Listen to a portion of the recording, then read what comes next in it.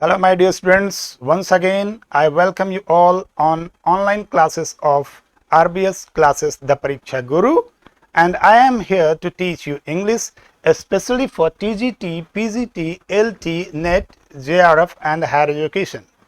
And for your success, you must like, subscribe and share this channel, and you must press the bell icon in order to get all the notifications. Today, I am going to deal with William Wordsworth, the life sketch and his writings.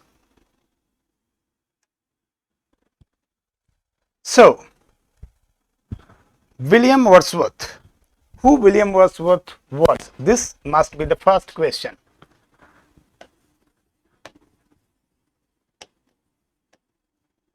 William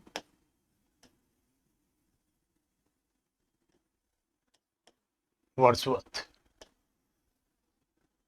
William Wordsworth was not simply a name but a concept. Why he is known as a concept? Because when you can convert a name into an adjective, it becomes concept. Sometimes you say Wordsworthian philosophy, Wordsworthian concept, Wordsworthian poetry, Wordsworthian system, Wordsworthian pattern.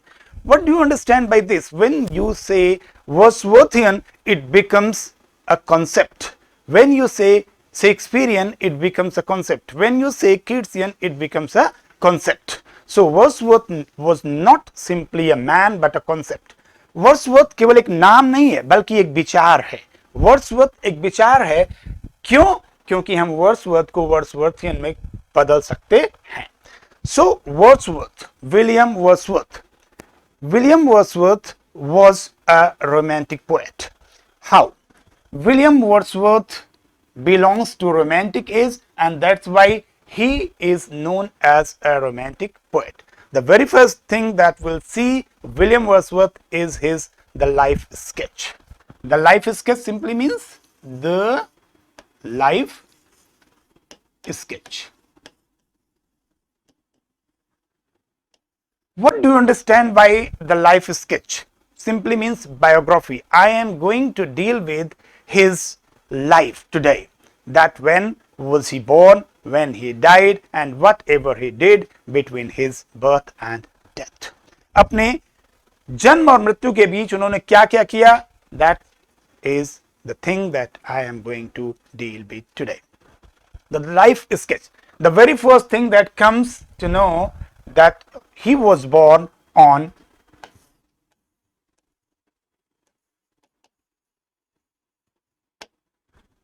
April 7th, 1770.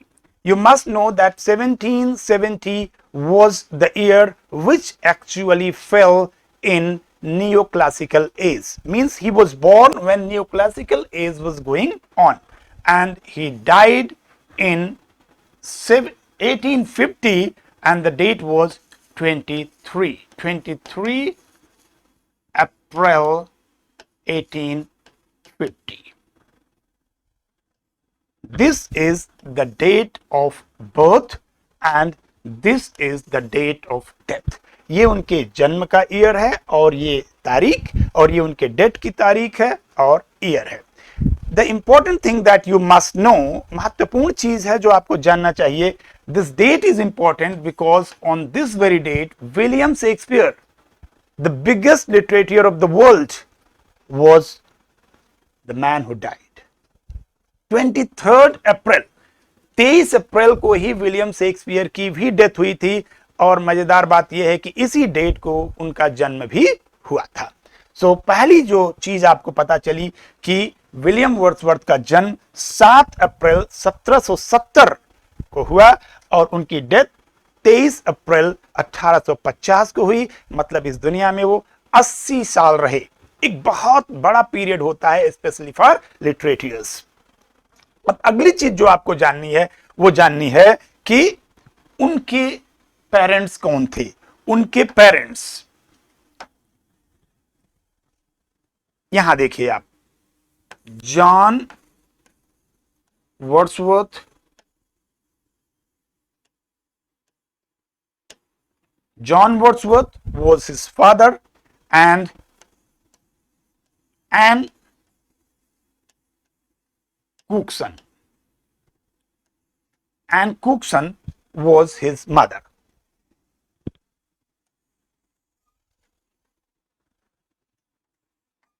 और पैदा कौन हुआ? William Wordsworth. William Wordsworth was the second of 5 children of John Wordsworth and Cookson. The first was Richard. Richard was the eldest one of John Wordsworth and Cookson. Next comes William Wordsworth.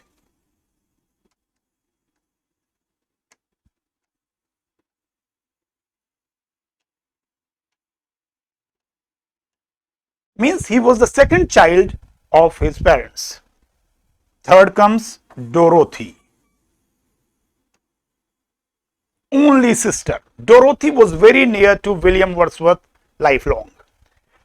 Third and fourth comes John Wordsworth. John Wordsworth के साथ एक tragedy हुई that in 1805 he went to sea and unfortunately drowned and died. 1805 में John Wordsworth समुद्र में गया और वहीं वो डूब गया, उसकी मौत हो गई. And this accident affected Wordsworth writings the most after 1805. And the last was Christopher. And the last was Christopher. So Richard, William Wordsworth, Dorothy, John Wordsworth and Christopher, these were the siblings. ये भाई बहन थे आपस में. देख सकते हैं कि 4 भाइयों के बीच में एक बहन थी Dorothy, and Dorothy was very near to William Wordsworth. Dorothy was a poet and a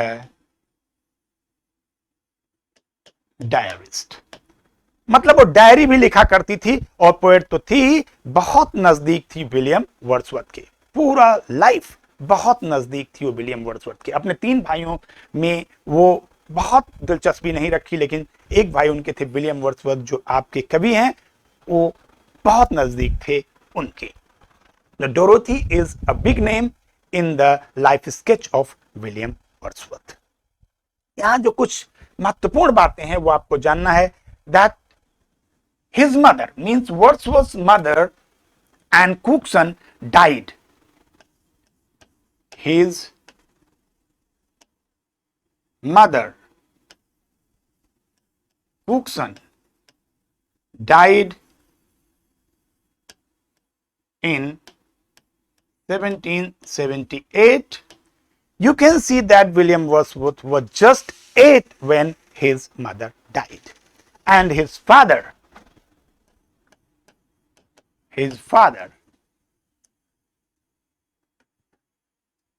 died.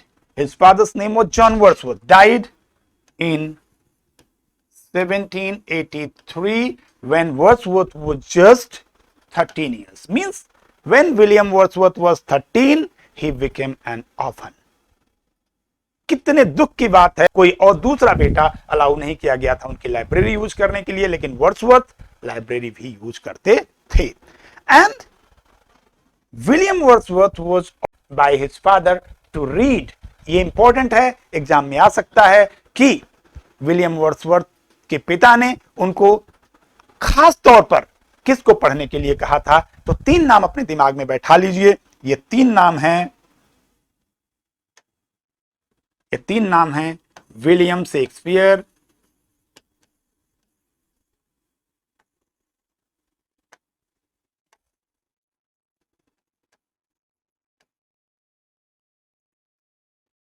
Shakespeare, John Milton and Spencer. These 3 authors were inspired to be read by Wordsworth, especially by Wordsworth's father. So तीन नाम आपको अपने दिमाग में रखना है कि William Wordsworth किसको आमतौर पर पढ़ते थे। तो नाम था William Shakespeare, John Milton and Edmund Spenser. Now William Wordsworth was sent by his father to read or to study in a very common school. बहुत common school में वो लैंकाशायर भेज दिए गए थे पढ़ने के लिए, और उनकी जो बहन थी Dorothy was sent to live with relatives in Yorkshire. Keep inside your brains Lancashire and Yorkshire. Lancashire, Wordsworth शुरुआत में कहां चले गए? Wordsworth went to Wordsworth went to Lancashire, and Dorothy went to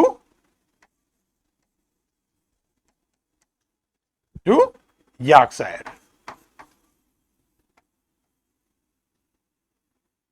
And only because of that they could not meet for the next 9 years. अगले 9 साल तक दोनों की मुलाकात नहीं हुई। तो ये साल आपको याद रखना है कि कितने सालों तक लंकाशायर और यॉर्कशायर में अलग अलग रहने के कारण वर्ड्सवर्थ और डोरोथी की मुलाकात नहीं हुई। तो आपको बताना है 9 years. 9 years they could not meet. In the very beginning, as I told you that William Wordsworth was sent by his father to a very common school for the students of low families or low class families. But William Wordsworth very soon went to live with his maternal grandparents in Penrith. Penrith एक जगह थी, Penrith, keep inside your brains, this is very important, Penrith. What here you have to keep inside your brains, that William Wordsworth was born in Cockermouth. Where he was born? Here you should keep inside your brains. यहां आपको दिमाग में रखना है कि कहां कहां वो किस तरीके से मूव किए। He was born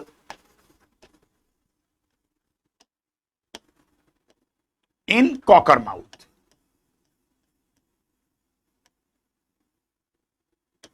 Cockermouth, Cumberland. Cockermouth, Cumberland, England. One thing you must keep inside your brains, that Cumberland is actually now Cumbria or Cumbria. He was born in Cockermouth, that is now in Cumbria, and he died in the Rydal Mount or on the Rydal Mount, because that was a mount. He died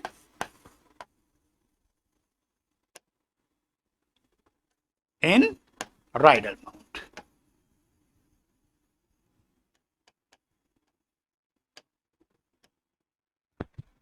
अपने जीवन के अंतिम चरण उन्होंने Rydal mount पर बिताए। Rydal mount एक ऐसा नाउन है जहां आप ऑन लिखें कि इन लिखें समझ में नहीं आता, because that is the name of a place, but that was also a mountain. अगर माउंटेन के लिए यूज करेंगे तो ऑन का यूज करना पड़ेगा, और Rydal Mount as a place use करेंगे तो इन का यूज करना पड़ेगा। तो उनके जीवन में जितने भी मूवमेंट आए वो कॉकरमाउथ से लेके राइडल माउंट के बीच में आए।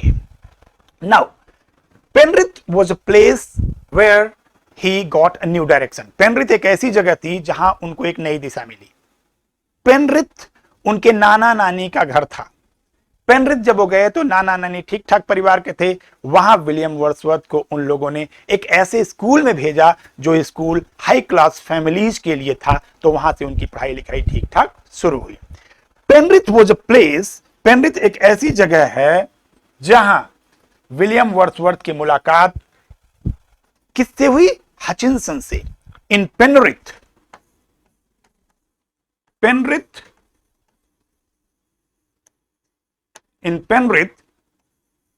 Wordsworth met Hutchinsons.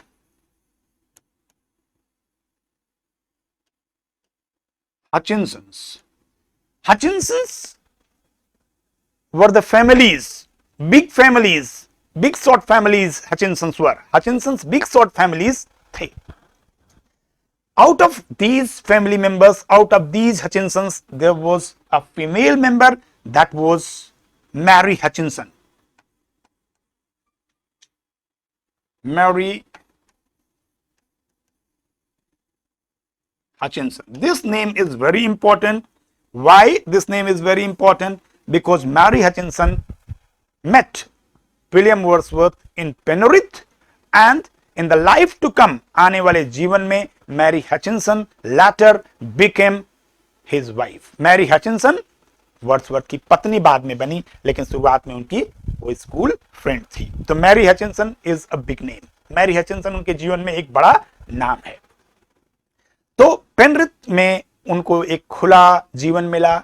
वहां वो नेचर के बीच में रहने लगे. वहां मूवर्स था, वहां झीलें थी, वहां नदियां थी, वहां सब कुछ था जिससे विलियम वर्ड्सवर्थ का झुकाव नेचर की तरफ धीरे धीरे हुआ. तो Mary Hutchinson is a big name.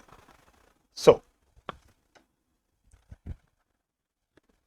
in 1787, the Wordsworth's debut came. Debut, what do you understand by debut? Keep inside your brains.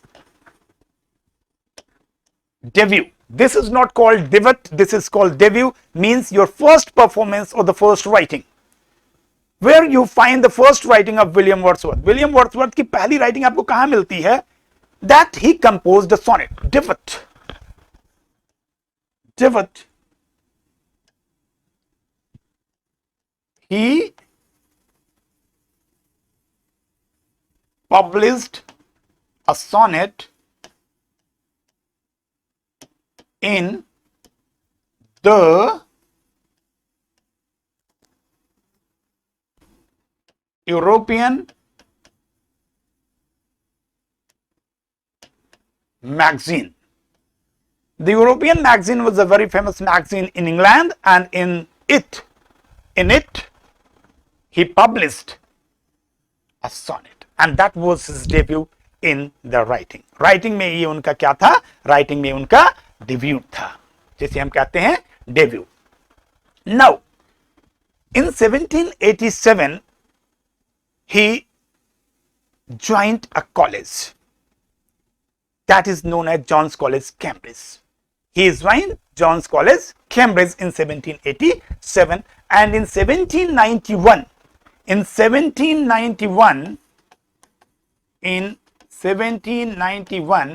he got his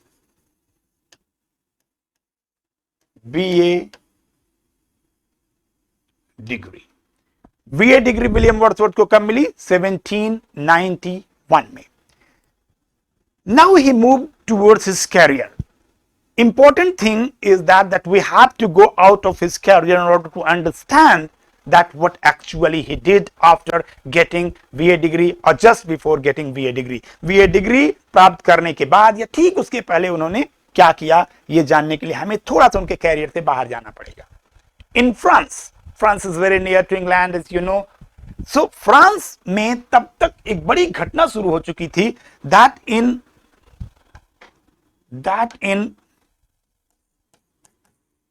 1789, this is year in which French Revolution began. French Revolution began. French Revolution began in 1789 and this was a republican movement. गणराज्यीय आंदोलन था ये that began in 1789 और ये Europe के इतिहास की बड़ी घटना है. क्यों? क्योंकि 1789 to 1798 और 99 यहां तक फ्रेंच रेवोल्यूशन चला, लगभग 9 साल और लगभग 9.5 साल चला ये. And it ended with the coronation of Napoleon Bonaparte. Napoleon Bonaparte के राज्याभिषेक के साथ, जब वो फ्रांस का राजा हुआ, उसके साथ ये फ्रेंच रेवोल्यूशन समाप्त हो गया। French revolution played a very important role in the life of William Wordsworth. William Wordsworth के जीवन में फ्रेंच रेवोल्यूशन ने बहुत महत्वपूर्ण रोल अदा किया है। कैसे? Actually William Wordsworth visited revolutionary France in 1791। Wordsworth पूछा जा सकता है, Wordsworth visited revolutionary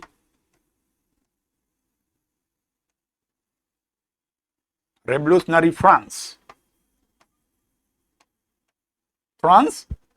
in 1791 during the walking tour of Europe. Walking tour of Europe के दौरान विलियम वर्ड्सवर्थ ने फ्रांस को विजिट किया and then that France was a revolutionary France because French Revolution was going on and he was enchanted with this revolution. इस क्रांति के जादू को वो भाप गया।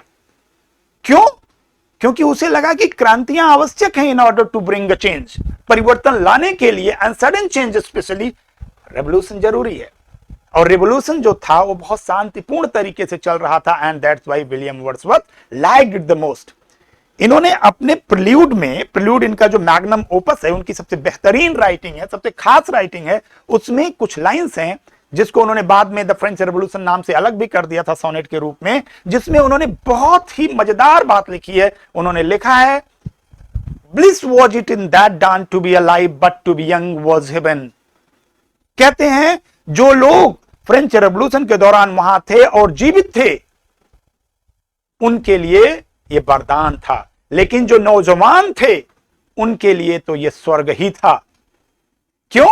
क्योंकि William Wordsworth himself was only 19 when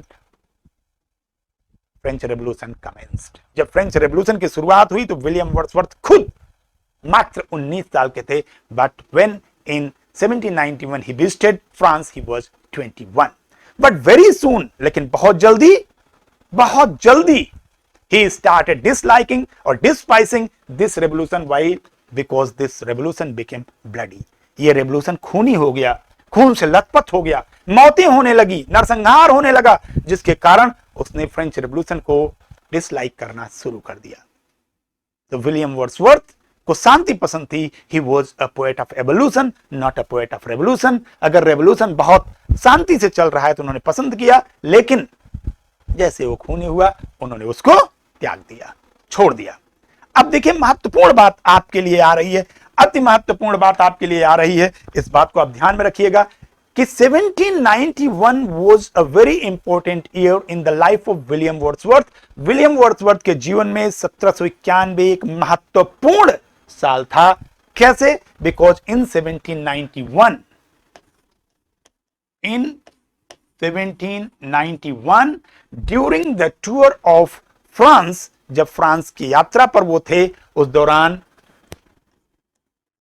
he fell in love with a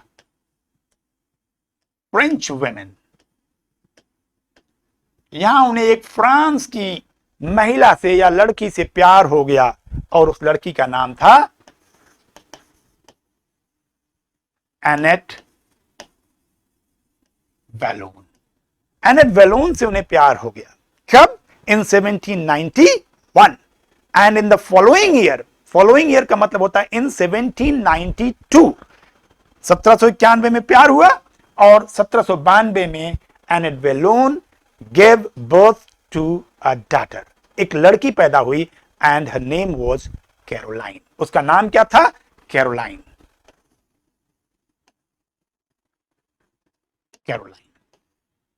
Caroline कौन थी? एग्जाम में पूछा जा सकता है। आपको कहना पड़ेगा कि कैरोलाइन एनेट वैलोन की असंवैधानिक संतान थी। क्यों? Because perhaps William Wordsworth could not marry Annette Vallon. Annette Vallon से वो शादी करना चाहते थे, लेकिन because of the financial crisis, क्योंकि उनके पास वित्तीय आपदा थी, पैसे रुपए नहीं थे, एंड द टेंस रिलेशनशिप, और बहुत ज्यादा एक कड़ुआ जो संबंध था between England and France, William Wordsworth compelled to go back to England. William Wordsworth को इंग्लैंड जाने के लिए मजबूर होना पड़ा और वो इंग्लैंड वापस चले गए और शादी नहीं हो पाई। अगर कोई पूछता है शादी क्यों नहीं हो पाई, तो कारण केवल इतना है, because of the financial crisis and second was the tense relationship between England and France. उस समय बहुत ज्यादा तनातनी थी जिसके कारण यह शादी नहीं हो पाई। लेकिन वर्ड्सवर्थ और एने वेलोन की एक असंवैधानिक संतान थी जिसका नाम था Caroline, and William Wordsworth could not meet Caroline for the next 9 years। 1793 में ही वेंट बैक, 1793 में वापस गए और अगले 9 साल तक कैरोलाइन से और एने वेलोन से उनकी मुलाकात नहीं हो पाई। फिर उनकी मुलाकात 1802 में होती है। उसकी कहानी आने वाले समय में आपको हम बताएंगे। तो कैरोलाइन ये महत्वपूर्ण नाम है, कीप इनसाइड योर ब्रेन्स, इसको भूलना कतई नहीं है। 1793 में वापस चले गए। 1793, this is the year in which William Wordsworth's important writings came. Two important writings came in 1793. This is the year. कौन कौन सी राइटिंग्स थी? ये राइटिंग्स थी एक an evening walk, an evening walk, and second was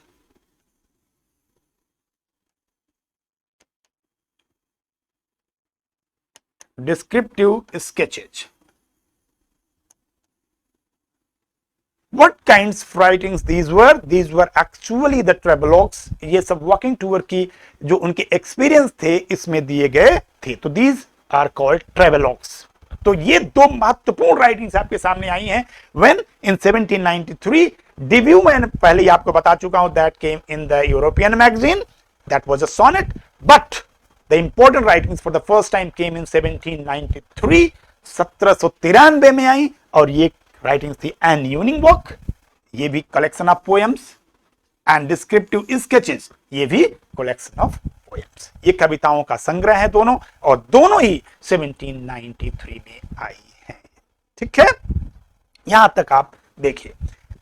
अब जो आपको अपने दिमाग में रखना है, that 1795 this again played a very important role in the life of William Wordsworth. William Wordsworth के जीवन में 1795 बहुत ही महत्वपूर्ण रोल अदा करता है। और क्या रोल अदा करता है कि यहां विलियम वर्ड्सवर्थ की मुलाकात उनके जीवन भर रहने वाले सबसे अच्छे मित्र से होती है, and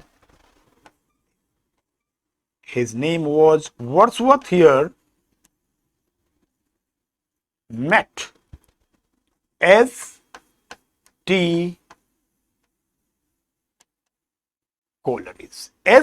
Coleridge, and where he met?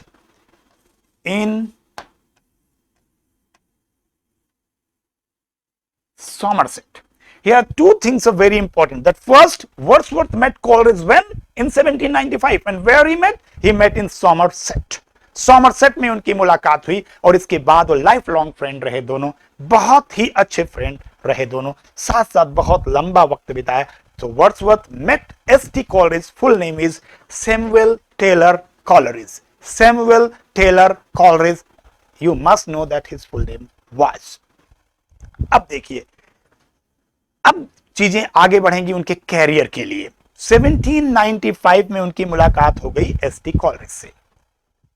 ST. Coleridge, देखिए एक यहां थोड़ा सा हट के आपको मैं बताऊंगा, एक इंपॉर्टेंट क्वेश्चन है, कई बार एग्जाम में आ चुका है। आप अगर पेपर्स को देखेंगे पिछले ईयर्स के, तो will find this question again and again. Lake poets से संबंधित, लेक पोएट्स, तो लेक पोएट्स कौन कौन से हैं? लेक पोएट्स, लेक पोएट्स, अगर आपसे कोई पूछे कि लेक पोएट्स कौन कौन से हैं, पूछा जा सकता है कि इनमें से कौन लेक पोएट नहीं है, तो 3 का नाम होगा जो लेक पोएट्स होंगे। एक ऐसा भी होगा जिसका नाम नहीं होगा, तो वो जिसका नाम होगा लेकिन वो लेक पोएट नहीं होगा, तो वहां आपको टिक करना है। या पूछा जा सकता है कौन लेक पोएट है, कौन कौन से लेक पोएट्स हैं, तो आपको एक नाम इसमें देना है, Wordsworth, Wordsworth was lake poet. Coleridge अभी ऊपर मैंने लिखा, सैमुअल टेलर कॉलरिज। एंड एक और नाम है रॉबर्ट सदे।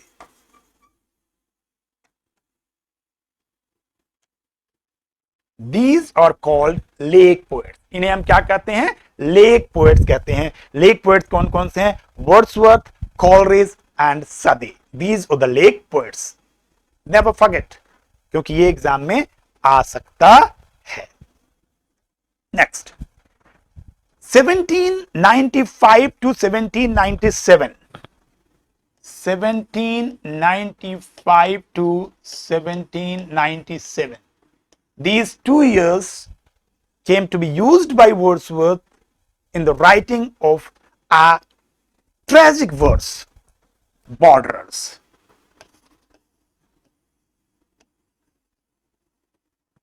Borderers. कोई पूछे कि बॉर्डर्स क्या है तो आप सिंपली कहेंगे दिस इज अ प्ले। एक प्ले है ये, ठीक है। लेकिन अगर कोई स्पेसिफिक फॉर्म पूछे तो आप कहेंगे द ट्रेजिक वर्स। ये ट्रेजिक वर्स है। द ट्रेजिक वर्स मतलब एक कविता। और कोई पूछे कि ये क्या हो सकता है तो आपको कहना है specially it is a closed drama.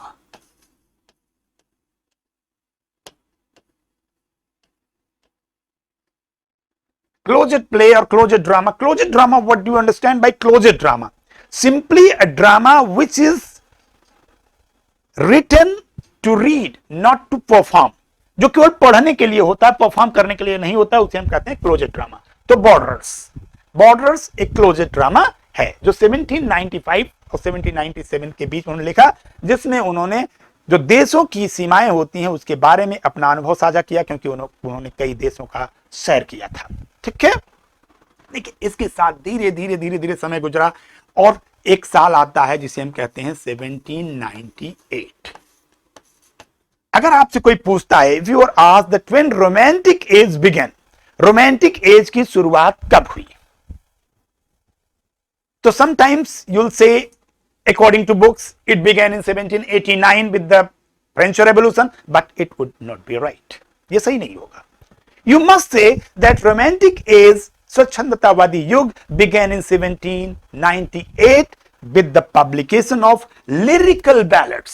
Lyrical ballads that was a joint venture of Wordsworth and Coleridge. ये बहुत महत्वपूर्ण चल रहा है। यहां से कम आपको एक या दो क्वेश्चंस एग्जाम में मिलेंगे ही मिलेंगे। Literary form, strength and movement के तहत एक क्वेश्चन और एक क्वेश्चन आपको इंडिविजुअली वर्ड्सवर्थ की तरफ से मिल सकता है। तो 1798 यहां आपको दिमाग में रखना है। Lyrical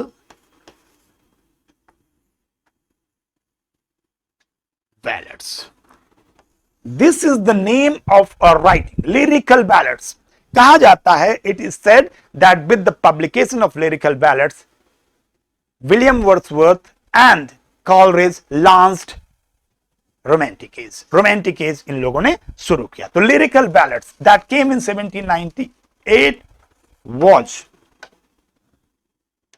a joint venture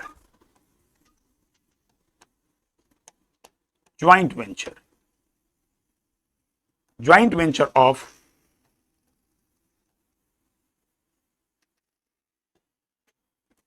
Wordsworth and Coleridge. Wordsworth और Coleridge का एक ज्वाइंट वेंचर ये था। दोनों लोगों ने मिलकर इसे लिखा था और कहा जाता है कि इसी के साथ रोमांटिक एज की शुरुआत हुई। लिरिकल बैलेड्स सुनने में ही लग रहा है कि इसमें कुछ लिरिक्स होंगे, कुछ बैलेड्स होंगे। तो 1798 lyrical ballads that was joint venture of Wordsworth and Coleridge. Lyrical ballads कई एडिशन में आया, हम देखते हैं कि किस किस एडिशन में ये आया है। लिरिकल बैलेड्स के ऊपर हमें डिस्कशन करना पड़ेगा क्योंकि ये बहुत ही इंपॉर्टेंट है। यहां lyrical ballads first edition, first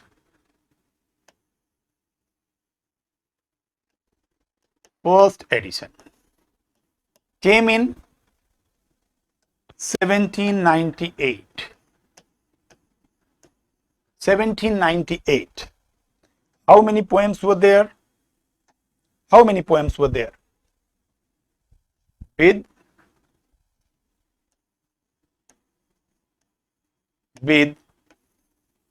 23 poems. There were 23 poems. यहां 23 poems थी. कुल कितनी poems यहां थी? यहां कुल 23 poems थी. And 19 by Wordsworth and 4 by Coleridge. मजेदार बात ये देखिए कि in the first edition of Lyrical Ballads there were 23 poems, कुल 23 कविताएं थी, जिसमें 19 वर्ड्सवर्थ ने लिखा था और 4 एसटी कॉलरिज ने लिखा था. ठीक है.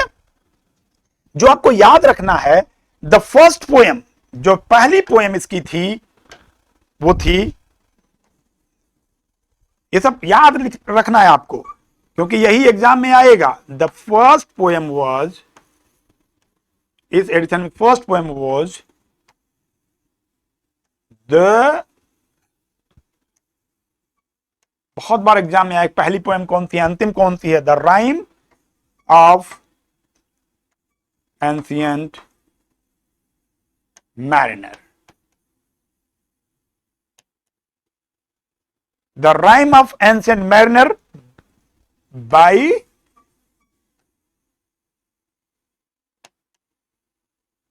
कॉलरिज. कॉलरिज की जो पोएम थी, the Rime of Ancient Mariner, this was the first poem of this edition. And the last poem of this edition was Tintern Abbey. बहुत इंपॉर्टेंट पोएम है, Tintern Abbey बाय वर्ड्सवर्थ. क्या मतलब हुआ? 23 कविताएं थी, 19 वर्ड्सवर्थ ने लिखा, लेकिन जो पहली कविता थी वो कॉलरिज की थी, the Rime of Ancient mariner, और लास्ट जो थी वो थी वर्ड्सवर्थ की टिंटर एबे. ये इंपॉर्टेंट है. क्या क्या इंपॉर्टेंट है कि फर्स्ट एडिशन कब आया? आप कहेंगे 1798 में. किसने लिखा? वर्ड्सवर्थ और कॉलरिज ने मिलकर लिखा. इसके साथ रोमांटिक एज की शुरुआत हुई. इसमें कितनी कविताएं थी? 23 कविताएं थी. कितनी कितनी किसने लिखी थी? 19 वर्ड्सवर्थ ने लिखी और 4 कॉलरिज ने लिखी. पहली कविता किसकी थी और कौन सी थी? पहली कॉलरिज की थी और the Rime of Ancient mariner थी. अंतिम कौन थी? वर्ड्सवर्थ की थी और वो टिंटर एबे थी. ये अब महत्वपूर्ण बात देखिए यहां जो आ सकता है, जो पहला एडिशन था, ये जो पहला एडिशन था, इट वाज एनोनिमस. ये क्या था? It was anonymous. ये एनोनिमस था.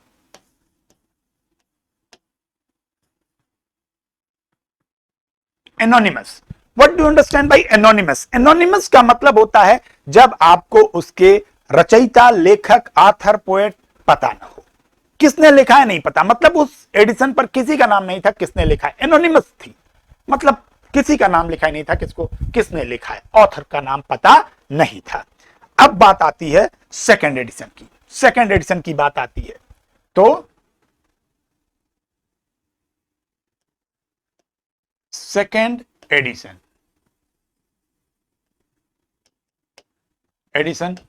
of lyrical ballads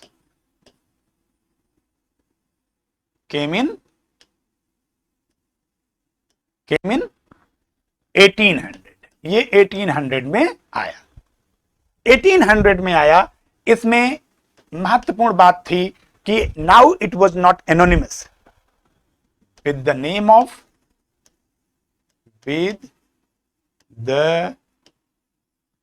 of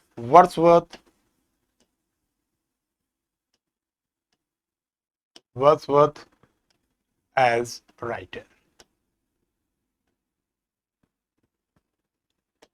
ये वर्ड्सवर्थ एज अ राइटर इसमें आ चुके थे और वर्ड्सवर्थ एज अ पोएट आ चुके थे, वर्ड्सवर्थ एज एन ऑथर आ चुके थे यहां। अब ये एनोनिमस नहीं था। In this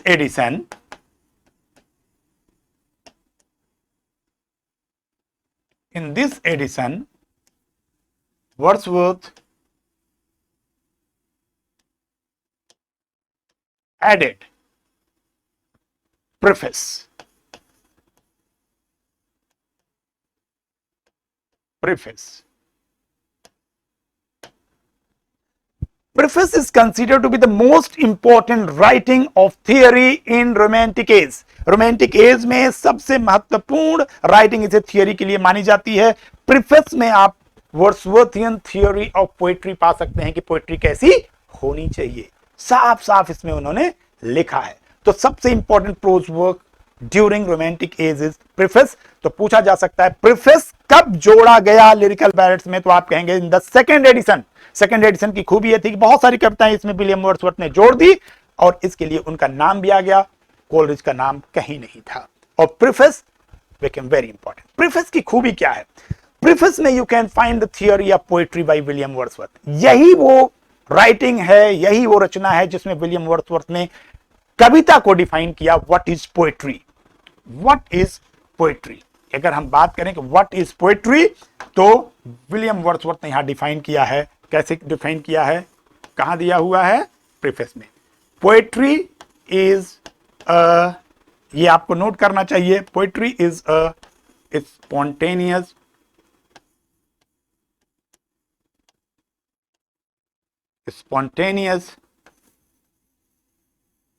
overflow of powerful feelings, it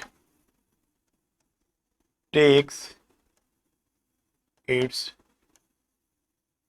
origin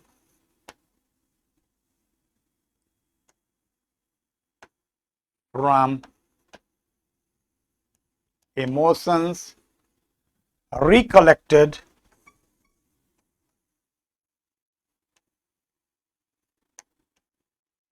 in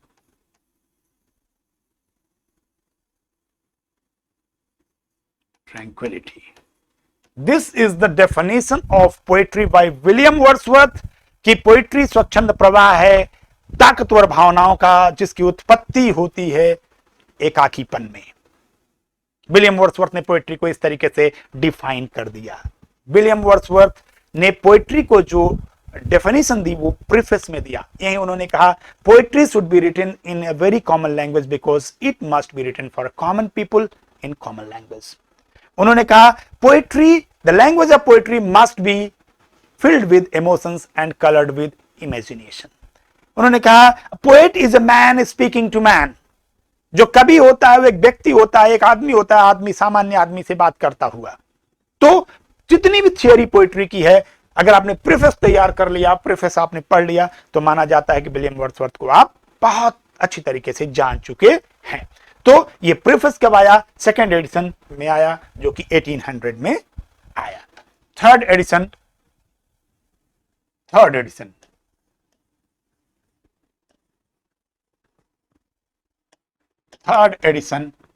of lyrical ballads.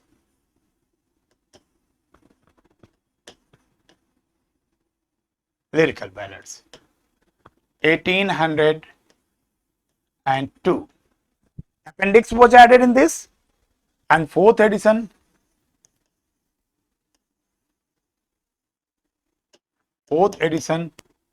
कब आया?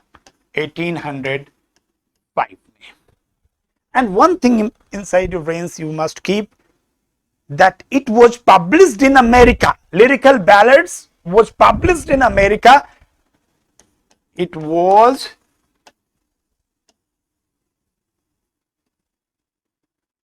published in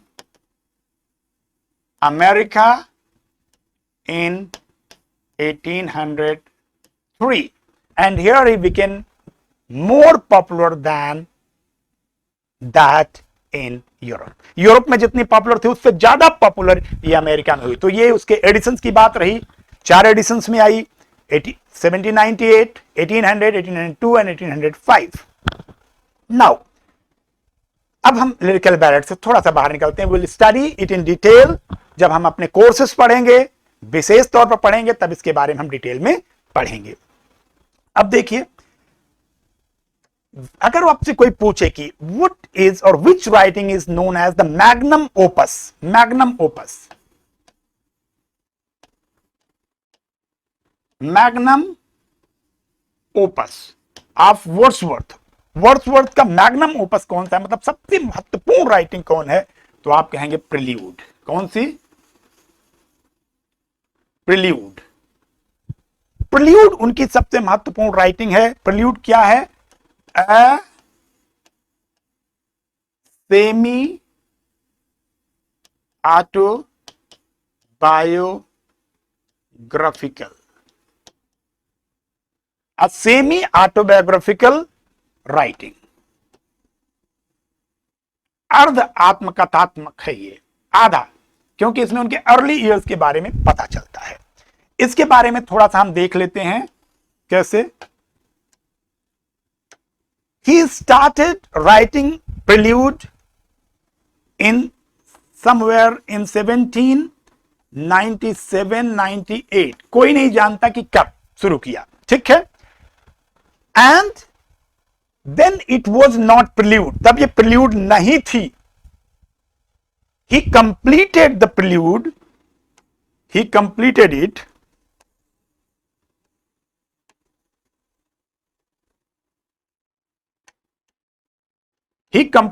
it in 1805। अगर आपसे कोई पूछे कि when prelude was completed, तो आप कहेंगे 1805, लेकिन इसका मतलब ये नहीं कि पब्लिश हुआ। It could not be published, क्योंकि किसी दूसरे बुक का इसको एक हिस्सा बनाना चाहते थे वो। तो in 1805 he completed prelude, but he didn't publish it। अगर आपसे कोई पूछे कि when it was published, तो आपको कहना पड़ेगा कि prelude was published posthumously, prelude was published posthumously। prelude जो था, prelude was published posthumously, posthumously मतलब मरणोपरांत, posthumously in 1850 by his wife। उनकी वाइफ मैरी हचिनसन थी, आपको पता होगा। तो उन्होंने इसको पब्लिश किया with the title prelude, with the title prelude, prelude title के साथ। और शुरुआत में ये क्या थी, जब तक ये प्रिल्यूड नाम नहीं दिया, प्रिल्यूड तो नाम उनकी वाइफ के द्वारा दिया गया, कब? 1850 में, उनके मरने के बाद। और उसके पहले ये क्या थी? The poems to Coleridge, poems to Coleridge ये थी, ध्यान रहे, उसके पहले ये थी पोएम्स टू कॉलरीज। तो ये जो पोएम्स टू कॉलरीज थी, इसी को प्रिल्यूड नाम से उन्होंने पब्लिश कर दिया। देखिए, विलियम वर्ड्सवर्थ ने प्लान किया था 1802 में। विलियम वर्ड्सवर्थ को सुनिए ध्यान से। विलियम वर्ड्सवर्थ ने 1802 में, इन 1802 में उन्होंने प्लान किया था एक बहुत बड़ी पोएम लिखने का। उन्होंने कहा था कि जो ये पोएम होगी, ये पैराडाइज लॉस्ट की भी 3 गुना से ज्यादा होगी। तो उसका नाम इन्होंने रखा, जो इनके दिमाग में था कि हम नाम देंगे इसे, वो था द रिक्ल्यूज। तो अगर रिक्ल्यूज का मतलब बैरागी, साधु टाइप का।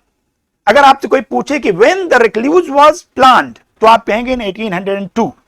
1802 में रिक्लूज को उन्होंने प्लान किया। प्लान तो उन्होंने पहले दिमाग में कर लिया होगा, यहां उन्होंने थोड़ा सा इस पर दिमाग लगाया कि ठीक है अब हम लिखेंगे इसको। और उसी समय इन्होंने प्रिल्यूड को सोचा कि जो प्रिल्यूड हम लिख रहे हैं इसको द रिक्लूज के अपेंडिक्स के रूप में यूज करेंगे। किसके रूप में? अपेंडिक्स के रूप में। लेकिन 1804 में उन्होंने दूसरी प्लानिंग कर लिया कि द प्रिल्यूड जो होगा वो रिक्लूज के अपेंडिक्स नहीं बल्कि प्रोलॉग होगा। प्रिल्यूड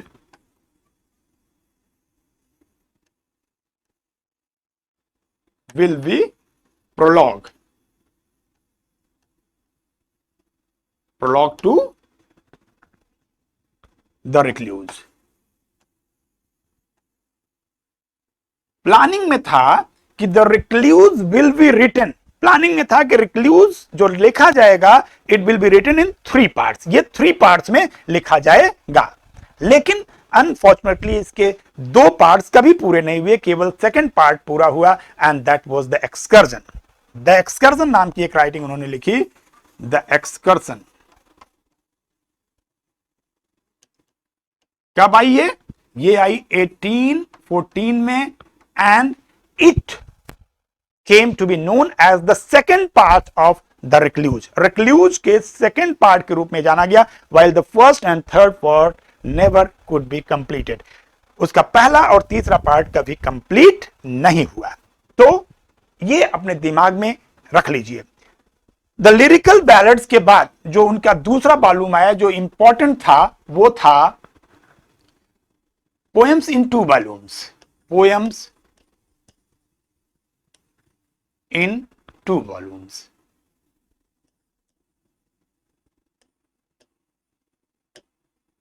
poems in 2 volumes, ठीक है। ये कब आया? इन 1807। इसके पहले केवल लिरिकल बैलेड्स जाना जाता था कि ये कुछ है, ठीक है। इसमें एक महत्वपूर्ण राइटिंग थी जिसका नाम था immortality ode.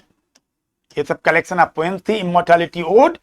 In this immortality ode he has described a child as the best prophet. उन्होंने द बेस्ट प्रेडिक्टर कहा है कि बच्चे को सबसे ज्यादा भविष्य देख सकता है वो है एक बच्चा। तो 1807 में देखिए, वर्ड्सवर्थ कोई ऐसा नाम नहीं है कि उसको हम क्षण भर में सब कुछ कह दें, ठीक है।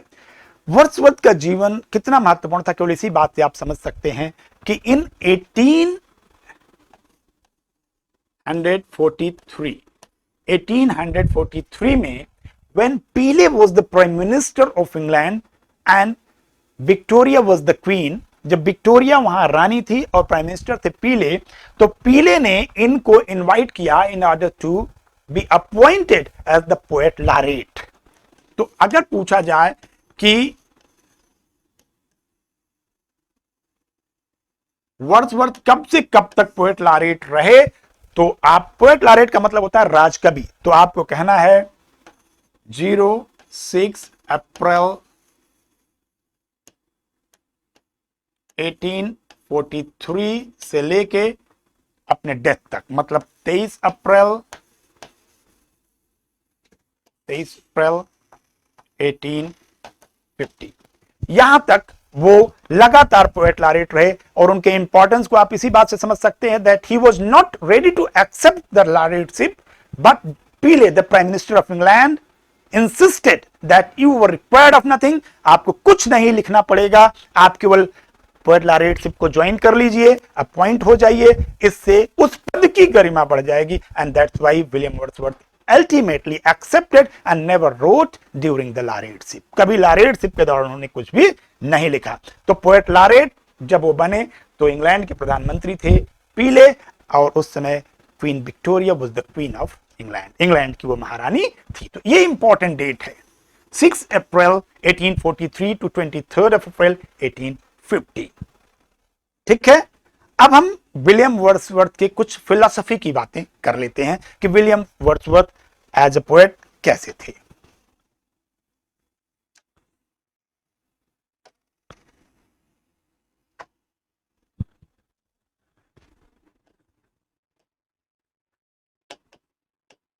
William Wordsworth as a poet. As a poet. William Wordsworth as a poet. During 1798, when William Wordsworth was in Goslar, Germany, जब वो गॉसलर जर्मनी में थे, तब उन्होंने एक कॉन्सेप्ट बनाया लूसी पोएम्स लिखने का. Lucy poems. Lucy poems is a collection of poems. It is collection of 5 poems. यहाँ 5 कविताओं का. कई बार एग्जाम में आएगा लूसी पोएम्स में कुल कितनी कविताएं हैं, तो आपको कहना है कि लूसी पोएम्स में कुल 5 कविताएं हैं. ठीक है. लूसी पोएम्स का भी कॉन्सेप्ट उन्होंने वहीं बनाया था. अब देखिए विलियम वर्ड्सवर्थ, अगर हम उनको एक पोएट के रूप में देखें तो कैसे पोएट थे, तो इनके कुछ कैच वर्ड्स हैं. कैच वर्ड्स मतलब खास वर्ड्स जिनसे आप वर्ड्सवर्थ को पहचानेंगे. तो पहला जो पहचानने वाला शब्द आता है nature. William Wordsworth is known as a poet of nature. Nature with capital N, small N नहीं. अगर आपसे कोई पूछे व्हाट इज नेचर, नेचर क्या है, तो आमतौर पर आपके दिमाग में आता है पेड़ पौधे झरने नदियां. नहीं, this is not nature. Nature simply is what ever is found inside your unconscious mind. जो कुछ भी आपके अनकॉन्शियस माइंड में पड़ा हुआ है वो नेचर है. विलियम वर्ड्सवर्थ ने नेचर को 3 हिस्सों में बांटा है. Nature during childhood, nature during youth and nature during old age. उन्होंने कहा कि during childhood nature is animal like passion. It is instinctual. जैसे एक छोटा बच्चा होता है. Try to understand the philosophy of William Wordsworth. अभी तक तो आपने उनके कॉन्सेप्ट और फैक्ट्स देखे, अब उनके आप फिलॉसफी को देखिए. जैसे एक छोटा बच्चा होता है, अगर उसका पिता कोई बाइक लेके जा रहा है, गाड़ी चालू करता है, बच्चा दौड़ के आता है, मुझे भी बैठाइए. तब तक पिताजी चले गए. बच्चा अपना गुस्सा पृथ्वी को पीट पीट के निकालेगा, लोटेगा, अपने कपड़े गंदे करेगा. मतलब he is trying to punish his father. या आओ मेरे कपड़े साफ करो, गंदे हो गए हैं, पैसे खर्च होंगे, नुकसान होगा क्योंकि तुमने हमें गाड़ी पर नहीं बैठाया है. फिर उसे अचानक कोई पेड़ गिरा हुआ दिखा मिल जाएगा और वो पेड़ पर गाड़ी की तरह बैठ जाएगा. मतलब nature started helping him. Nature ने उसका सपोर्ट करना शुरू किया और गाड़ी पर अपनी आवाज निकालेगा. चलते हैं, आगे बढ़ते हैं, और केवल उस पर बैठ के जाएगा नहीं बल्कि पहुंच भी जाएगा. He enjoyed himself the nature. उसने नेचर को पूरी तरीके से एंजॉय किया. जैसे भी वो एंजॉय कर सकता था उसने नेचर को एंजॉय किया. और जब जवानी आई तो nature became an apatite for him. Nature उसके लिए क्या बन गई? भूख बन गई. अब बिना नेचर को रह नहीं पा रहा है. उसके लिए वो एक भौतिकतावाद का साधन बन गया है. पेड़ मिल गए, काट के उसका दरवाजा बना दिया. And when he became old, nature became still sad music of humanity. Still sad music of humanity that you find in his poem Tintin-Abbey. Still sad music of humanity. The nature, William Wordsworth is known as a poet of nature. Nature के poet कहे जाते हैं. इनका कहना है कि nature did never betray. कभी भी प्रकृति आपके साथ विश्वासघात नहीं कर सकती है. इंसान कभी शायद कर भी दे. But when man himself is a part of nature, he can never betray. वो betray नहीं कर सकता है. क्यों? क्योंकि अब वो नेचर बन गया है. This is. So he is known as the poet of nature. Next watchword comes, that is solitude. Solitude itself is a part of nature. 3 शब्द आपको दिमाग में रखने हैं. एक alone, एक lonely और एक solitude. अलोन जब आप अकेले हैं और कोई वहां नहीं है. लोनली जब आप भीड़ में भी रहकर अकेले हैं. बहुत लोग हैं but nobody is ready to help you. आप अकेले अपने आप को तन्हा पा रहे हैं. You are alienated, you are isolated. और solitude when you were so happy, when you were so blessed, और when you were so blessed that you don't want to live in society, you just want to boycott society for your happiness. अपने सुख के लिए, अपने खुशी के लिए जब आप समाज को देखते हैं कि शायद ये हमारे लायक नहीं है, समाज आपको छोड़ दे तो आप लोनली हो जाते हैं. समाज को आप छोड़ दें तो आप सॉलिट्यूड में हो जाते हैं. तो he was the poet of solitude. इन्होंने एक पोएम लिखी है डेफोडिल्स. जिसमें उन्होंने सॉलिट्यूड को बहुत अच्छे से डिफाइन किया है। वहां उन्होंने कहा है, for oft when on my couch I lie in vacant or in pensive mood, they will flash upon in that inward eye which is the bliss of solitude. Daffodils में वो एक बार स्कॉटिश टूर पर होते हैं, Scotland जा रहे होते हैं, तो कुछ उन्होंने डैफोडिल्स के फूलों को देखा और उसको उन्होंने इंटीरियराइज कर लिया, अपने दिमाग में ले गए और क्या कहा कि जब मैं बूढ़ा हो जाऊंगा, कहीं अकेला होऊंगा, तो ये मुझे याद आएंगे और यही मेरे एकाकीपन के वरदान। तो it's solitude. Next comes spirituality.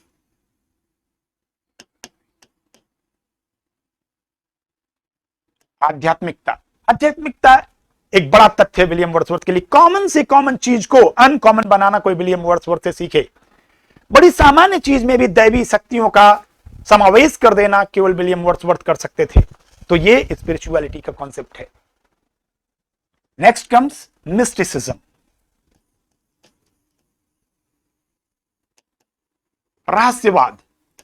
इनका कहना था कि जहां कोई नहीं होता वहां भी कोई कोई होता है, in order to help us. हमारे साथ प्रकृति रहस्यात्मक तरीके से हमेशा बनी रहती है। ये मिस्टिसिज्म है।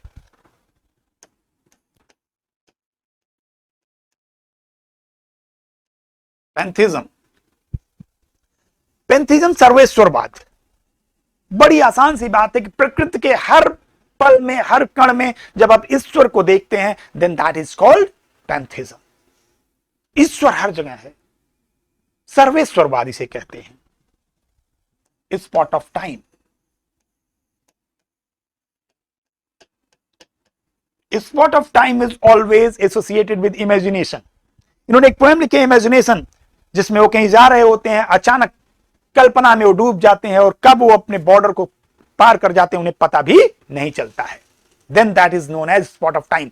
कल्पना का वो पर्टिकुलर पल जहां आप सब कुछ भूल जाते हैं, जहां आप सब कुछ भूल जाते हैं।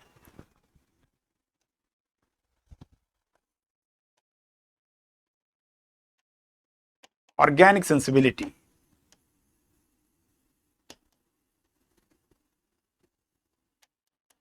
या organic capacity. Organism, what is organism? Organic sensibility is a power of imagination where you can see more than there is to see, you can feel more than there is to feel, and you can understand more than there is to understand. जितना देखने के लिए बना है, जब उससे ज्यादा आप देखें, जितना समझने के लिए बना है उससे ज्यादा आप समझें, जितना महसूस करने के लिए बना है उससे ज्यादा आप महसूस करें, तब समझिए आप ऑर्गेनिक सेंसिबिलिटी के प्रभाव में हैं। जैसे मान लीजिए कोई चीज लकड़ी की बनी हुई है, तो हो सकता है कि हमें वो केवल लकड़ी की चीज दिखाई दे, लेकिन विलियम वर्ड्सवर्थ हो सकता है उसमें ईश्वर देख लें। तो जो उनके देखने की क्षमता है, that is known as organic sensibility. So these are the watch words. अगर इसमें हम कुछ और जोड़ें तो इसमें हम चाइल्डहुड भी जोड़ सकते हैं। चाइल्डहुड, ये उनके वॉच वर्ड्स हैं। अगर आप विलियम वर्ड्सवर्थ को पढ़ रहे हैं तो ये सारी चीजें उसमें कहीं न कहीं समावेशित होकर आएंगी जरूर।